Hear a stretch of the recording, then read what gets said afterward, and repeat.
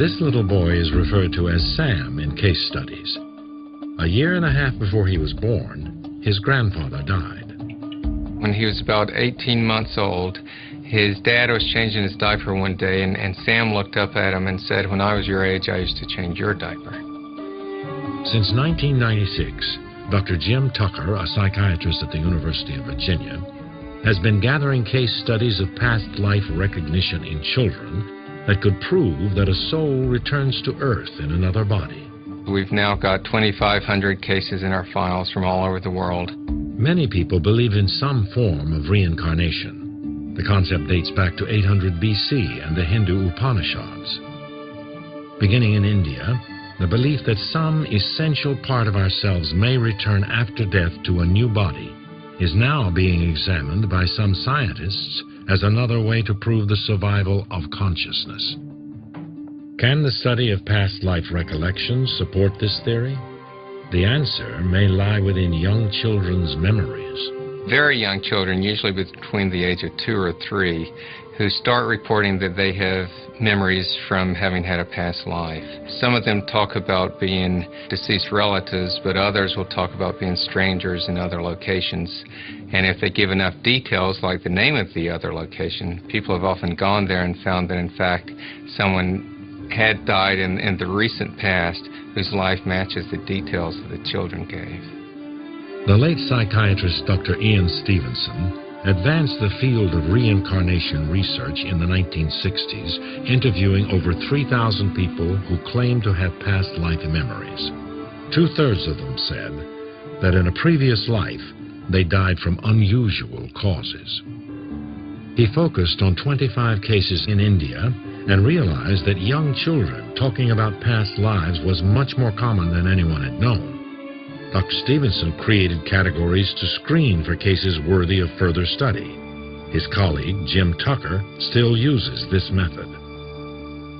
The criteria we use to decide whether to register a case would include 2 of the following characteristics: a prediction of rebirth, an announcing dream, a birthmark or birth defect that seems related to the previous life, statements of memories about the previous life, behaviors that seem related, and then also recognitions of people or places from that life.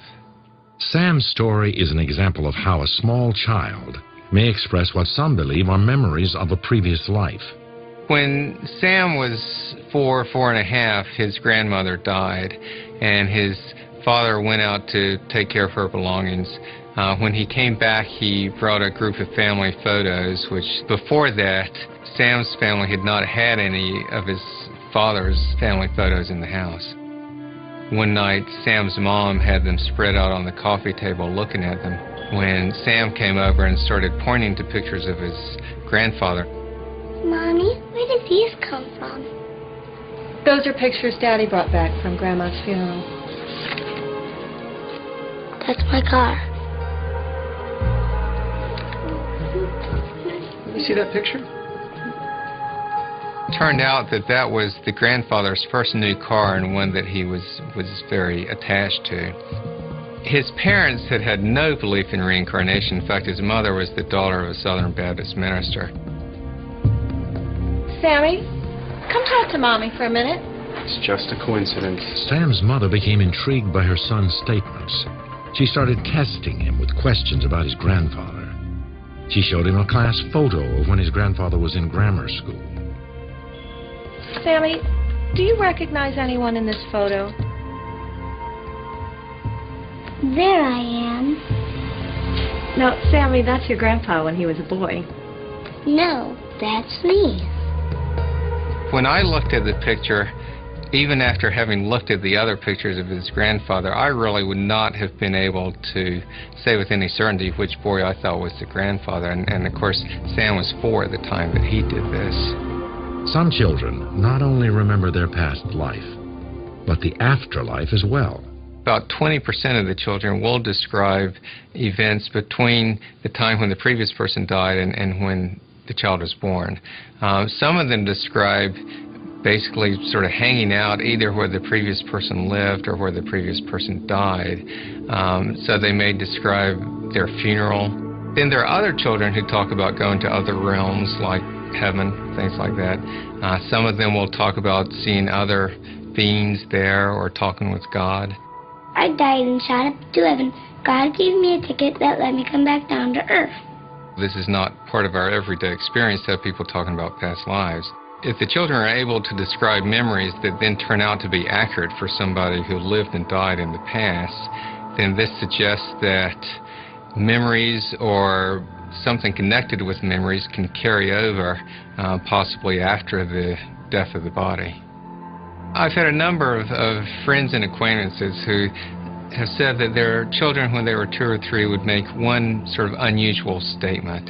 Like there's one woman who said her child said, "In my last life I drove a big truck." This was as they were riding down the road one day. Never said anything else. And, you don't make too much of that. But in these cases, the children don't stop after 1 or 2 statements. When children continue to talk about having had a past life, they may offer more specific details. Do you remember your family? Some people turned my sister into a fish. Who turned her into a fish? Some bad guys. She died. The father had only recently heard about the sister being murdered 60 years before, and then her body had been dumped in the bay. And he felt absolutely certain that the boy had never heard about it. Some people point out what they believe to be flaws in Tucker's studies.